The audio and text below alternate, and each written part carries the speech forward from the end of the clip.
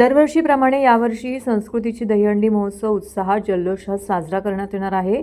यंदाचे पहिले थर लावणाऱ्या गोविंदा पथकास 11 लाखांचे बक्षीस तर आकर्षण सन्मान चिन्ह देऊन गौरवण्यात येणार आहे। 16 ऑगस्ट 2025 रोजी 10 ते रात्री 10 वाजेपर्यंत वर्तकनगर येथील ठाणे महानगरपालिका शाळा क्रमांक 44च्या पटांगणामध्ये संस्कृती दहीहंडी महोत्सव होणार आहे। या दहीहंडीसाठी कलाकार आणि राजकीय नेते देखील उपस्थित राहणार आहेत।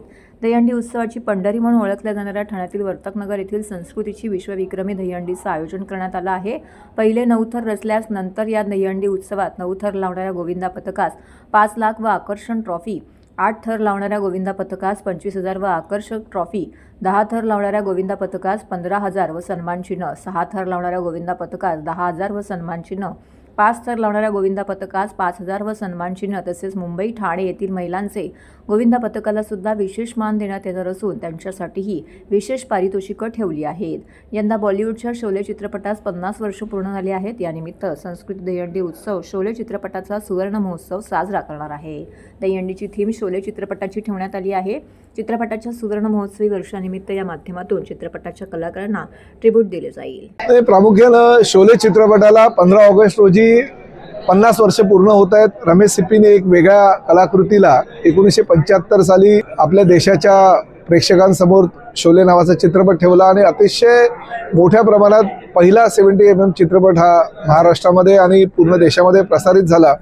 योगायोगानं बरोबर 15 ऑगस्टला 50 वर्ष पूर्ण होत आहेत आणि 16 तारखेला आपली दहीहंडी आहे। त्यामुळे ह्या दहीहंडीमध्ये शोलेचं कुठेतरी आपलेपण असावं या माध्यमातून ही थीम यावर्षीची आम्ही शोले चित्रपटाची ठेवलेली आहे। मध्यंतरीच्या काळामध्ये आमचे मित्र रमेश सिप्पी यांचा सत्कार सुद्धा मी केला होता, कारण शेवटी कुठलीही कलाकृती पेश करत असताना त्या चित्रपटाच्या निर्मात्याला, डायरेक्टरला किती कष्ट करावे लागतात याची मला कल्पना आहे। त्यामुळे मी त्याचा सन्मान सुद्धा केला आणि आम्ही ह्या गोष्टीला सुद्धा आनंद आहे की एकमेव हा चित्रपट आहे देशातील आपला की त्याचे बहुतांश कलावंत अजूनही हयात आहेत। म्हणजे अमिताभ बच्चन, धर्मेंद्र, हेमा मालिनी, जया भादुरी, आसरानी, सचिन पिळगावकरांपासून अनेक कलावंत आजही आमच्यामध्ये आहेत आणि चित्रपटामध्ये सुद्धा बहुतांश कलावंत अजूनही भूमिका निभावत आहेत।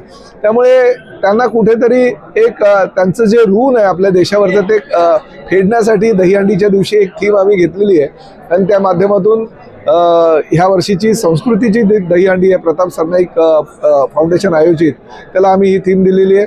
परंतु प्रामुख्यानं स्पेनचे जवळजवळ 111 जे कलावंत आहेत, कॅसलर्स आहेत, ते येणार आहेत, आपली कला त्या ठिकाणी पेश करणार आहे। आजच ते मुंबईमध्ये आल्यानंतर ठाण्याला येतील आणि उद्यापासून जवळजवळ 1 आठवडा ते आपल्या सगळ्यांमध्ये राहतील।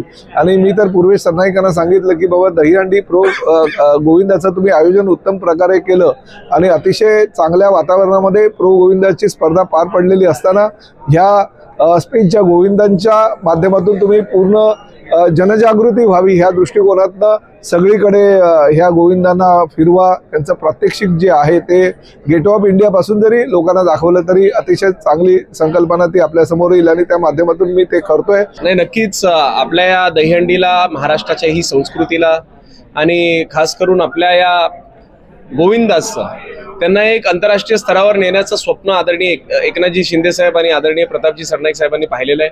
आज महाराष्ट्र राज्य दहीहंडी गोविंदा असोसिएशन आणि आम्ही एकत्रित मिळून दरवर्षी आपल्या गोविंदांसाठी आपण वेगळं काय करू शकतो या दृष्टिकोनातून मेहनत करत असतो। आज मला आवर्जून आपल्या सगळ्यांना सांगायचं की आज या ठिकाणी बार्सिलोनामधनं म्हणजे स्पेनमधनं जे कॅसलर्स असतात आणि जगातली नंबर 1 टीम असलेली विला दे फ्रांका म्हणजे कॅसलर्स विला दे फ्रांका ही टीम जी आहे त्याचे सदस्य आज या ठिकाणी आलेले आहेत। आणि खास करून आज रात्री मार्कस दे सॉल्ट ही जी तिथली अतिशय चांगली अशी टीम आहे त्याचे 111 सदस्य हे आज आपल्या ठाण्यामध्ये येणार आहेत। आणि नक्कीच ह्या महाराष्ट्राच्या संस्कृतीला, आपल्या या संस्कृती व प्रतिष्ठानच्या दहीहंडीला ह्या स्पेनच्या टीमकडनं एक आगळीवेगळी अशी सलामी देण्याचं काम सुद्धा ते करणार आहेत। हे आज या ठिकाणी मला आपल्याला सांगायचं। Ana Manresa, Castellers de Vilafranca. I want to explain you what Tony has said.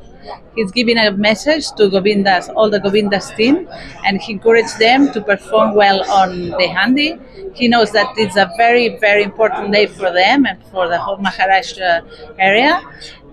because we know there is like Sant Felix, which is our traditional also day in Catalonia, where the most important teams plays, and for us is a reference. So Tony is a very fan of all the teams. Also, he said that he's so proud and so happy to be a part of this family with Burbage and all the association. It's great, okay. And that also he has said that he recommends also to the teams to do their best, but all the things that they have trained, do what they have trained in during all these days. I'm Tony Bach, coach in Castellers de Vilafranca.